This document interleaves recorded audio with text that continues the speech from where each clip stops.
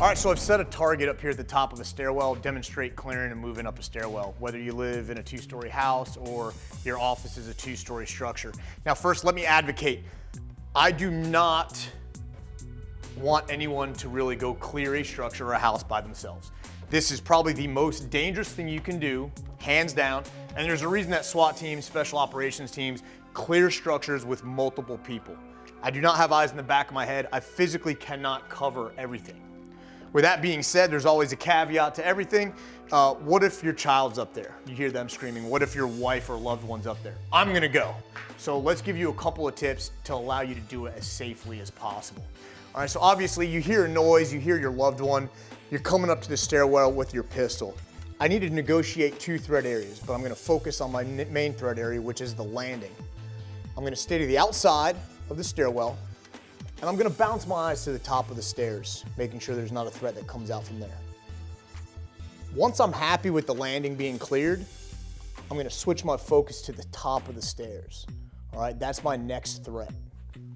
Continue to move, staying back against the wall. I don't wanna crowd the banister. That's gonna limit my field of fire.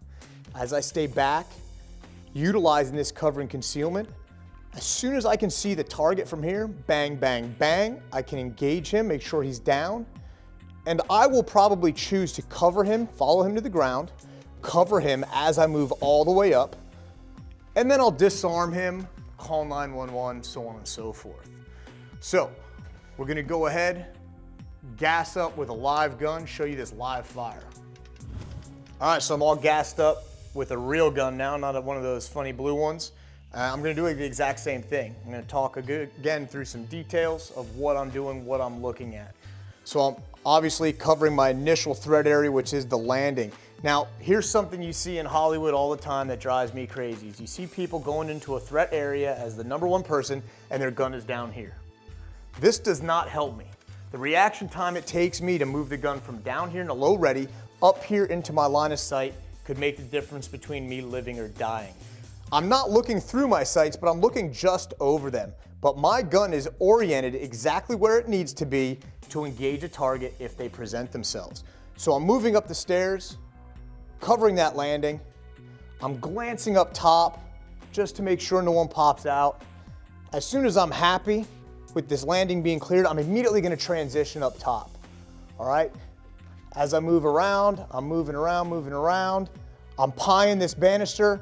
As soon as I see the bad guy can engage, all right, I engage him. I'm gonna go in.